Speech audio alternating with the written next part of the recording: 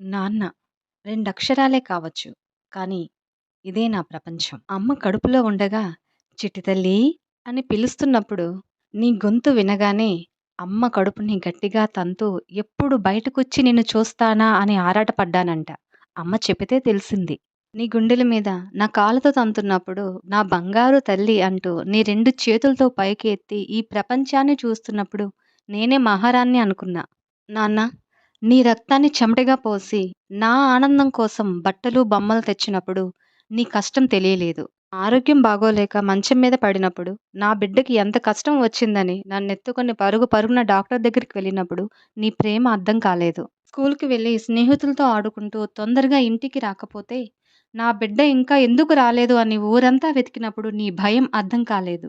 పరికిణి వేసుకున్న నాడు నా బిడ్డ పెద్దదయిందని ఊరంతా భోజనం పెట్టినప్పుడు నీ కళ్ళల్లో నీళ్లు నాకర్థం కాలేదు. కాలికి గజ్జెల పట్టీలు పెట్టుకొని సందడిగా ఇల్లంతా తిరుగుతూ ఉంటే నా కూతురు మహాలక్ష్మి అని నన్ను చూసి నువ్వు పొంగిపోతున్నప్పుడు నీ ఆనందం అర్థం కాలేదు.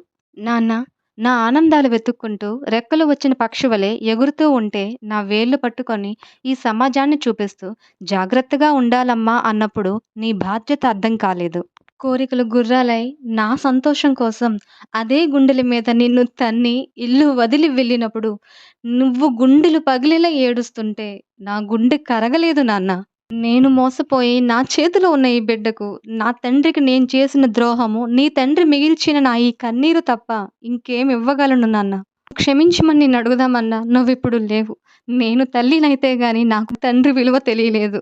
అన్నవారి ప్రేమలో తప్పులు ఎంచి, అబద్ధపు ప్రేమలో మోసపోయి అనేక మంది ఆడపిల్లలు తల్లిదండ్రులకు కడుపుకు శోకం మిగిల్చి, వాళ్ళ ప్రాణాలతో పాటు చివరికి మా జీవితాలు కూడా నాశనం చేసుకుంటున్నాం. ఇది ఒక కూతురి కథ, ఒక తండ్రి వ్యధ.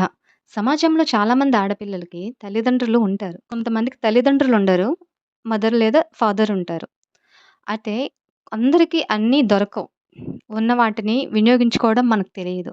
వాళ్ళని కోల్పోయేటప్పుడు మళ్ళీ వాటిని తీసుకురాలేం.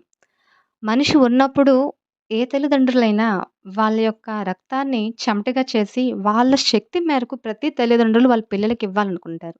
వీలైనంత వరకు ఇచ్చే ప్రయత్నం చేస్తారు. కానీ మన కోరికలు గుర్రాలై వాళ్ళ నుంచి ఎక్స్‌పెక్టేషన్స్ పెరిగిపోయి, వాళ్ళ ప్రేమను తక్కువగా చూసి బయట ప్రేమల పట్ల ఆకర్షితులవుతాం. ఇలా చాలామంది ఆడపిల్లలు వాళ్ళ జీవితాలను నాశనం చేసుకునే సందర్భాలు ఎన్నో ఉన్నాయి. వీలైనంత వరకు మన చేతిలో ఉన్న వస్తువవని, బంధమవని, ఏమవని వాటిని జాగ్రత్తగా చూసుకోండి. ఒకసారి మన చెయ్యి దాటి వెళ్ళిపోతే తిరిగి వాటిని పొందడం కష్టం. ఒకసారి ఆలోచించండి. Thank you to all. Please subscribe my channel.